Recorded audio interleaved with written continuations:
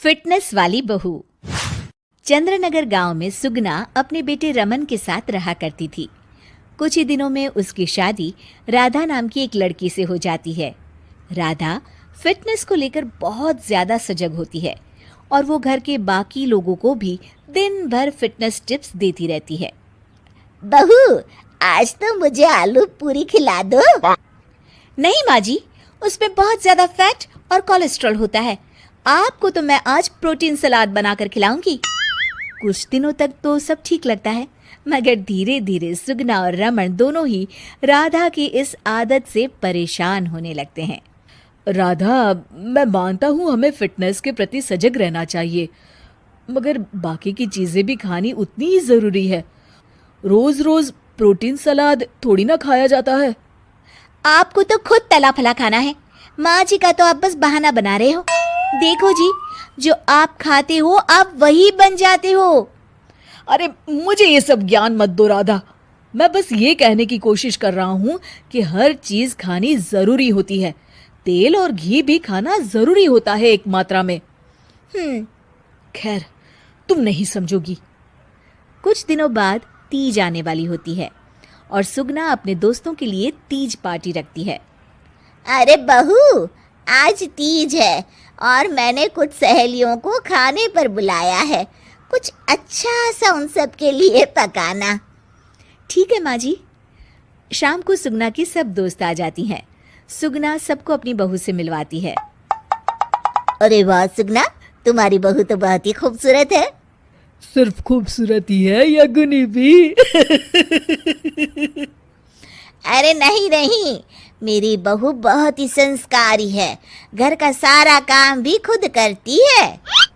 थोड़ी देर सब गप्पे मारते रहते हैं, फिर राधा टेबल पर खाना लगा देती है। खाना लगा दिया है मैंने, आप सब खा सकते हैं। सब लोग टेबल पर आते हैं। अरे ये सब क्या है? आंटी, ये पालक का सूप है और वो स्प्राउट सलाद। वो सब तो ठीक है बहू, मगर खाना कहाँ है? आंटी, यही खाना है, इससे हेल्थ भी बनी रहेगी और आप सबकी उम्र में तो यही खाना ठीक रहता है। हमारी उम्र मतलब? अरे हम कोई बुढ़िया थोड़ी ना हो गई हैं। अरे ओ सुगना, अगर खिलाना ही नहीं था तो हमको बुलाया ही क्यों? सब मूड खराब हो गया तीज के दिन, चलो यहाँ से। और ये सब बोलते हुए सब औरतें चली गई। अरे ऐसा क्यों किया राधा? मैंने बोला था ना कि कुछ अच्छा बनाना। तुम्हारे फिटनेस टिप्स हर जगह अच्छे नहीं लगते। आज तुम्हारी वजह से सब मुझे इतना सुना कर गई। जाओ, अब वो पालक सूप और सलाद खुद ही खाओ। उधर रमन भी राधा की इस आदत से बहुत परेशान हो जाता है, क्योंकि वो रोज उसके टिफिन में कोई ना कोई सलाद बनाकर देती और दाल देती। और एक शाम जब रमन ऑफिस से लौटता है तो अचानक गुस्से से आग बबूला हो जाता है। राधा, ओ राधा! आ रही हूँ, चिल्ला क्यों रहे हो? चिल्लाऊंगा ही ना, आज ऑफिस में मैं बेहोश हो गया था। अरे मगर क्यों? अरे तुम जो फिटनेस के नाम पर रोज ही सलाद और दाल देती हो ना, टिफिन में उससे मेरा पेट नहीं भरता और मुझे वीकनेस की वजह से चक्कर आ गए। मगर उसमें तो प्रोटीन होता है। हर चीज लिमिट में अच्छी लगती है राधा, चाहे वो फिर प्रोटीन ही क्यों ना हो। उसके अलावा भी सबकी मात्रा खाने में जानी चाहिए। मैं तो बस आप सबकी सेहत के लिए ये सब करती हूँ। अरे इतना भी मत करो, हमें खुला छोड़ दो थोड़ा। थोड़े दिनों बाद एक दिन जब सुगना मंदिर से लौटकर आ रही होती है तो अचानक से गिर जाती है और उसकी सब उंगलियां और हाथ पैर जोर से अकड़ जाते हैं। कुछ लोग मिलकर उसे घर छोड़ जाते हैं। घबराई हुई राधा तुरंत डॉक्टर को बुलाती है। डॉक्टर साहब, माँ जी को क्या हो गया है? इनका पूरा चेकअप करना होगा। वैसे तो मुझे लग रहा है कि इनको गठिया हुआ है, इतना तो पता चल रहा है।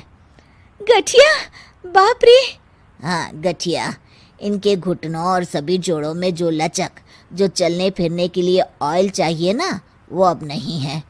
अरे कैसी बातें कर रहे हैं आप? मैं तो इनकी सेहत का बहुत ख्याल रखती हूँ, रोज प्रोटीन सलाद खिलाती हूँ और सूप भी। मतलब ये बिल्कुल भी ऑयल या घी नहीं खाती? नहीं नहीं। अरे कैसी बातें कर रही हैं आप? खाने में एक मात्रा में घी या ऑयल का होना बहुत ही आवश्यक होता है। अगर वो पेट में नहीं जाएगा तो जोड़ों में जो ग्रीस होता है वो खत्म हो जाता है। ओह, ऐसा क्या डॉक्टर? माँ जी ठीक तो हो जाएंगी ना? हाँ हाँ, हो जाएगी। थोड़ी देर बाद रमन भी ऑफिस से आ जाता है। क्या हुआ माँ? कुछ नहीं बेटा, बस ऐसे ही गिर गई थी। ये सब मेरी गलती की वजह से हो रहा है, मुझे माफ कर दीजिए आप दोनों। राधा रमन को सब कुछ बताती है। I am sorry Raman. अति हर चीज की बुरी होती है राधा, इसलिए मैं तुमको बार बार बोला करता था। तुम्हारी फिटनेस के प्रति जागरूकता अच्छी लगती है, लेकिन शरीर में हर तरह की प्रोटीन जाना भी जरूरी है। जी, आप बिल्कुल सही कह रहे हैं, मुझे माफ कर दीजिए। मैं अपने हाई क्लास फ्रेंड के दिखावे और बहकावे में आ गई थी।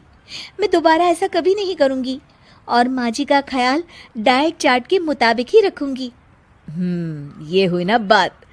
अब मेरे लिए आज अपने हाथों से देशी घी के गर्मा गर्म आलू के पराठे बना दो, तो ही मैं माफ करूंगा तुम्हें।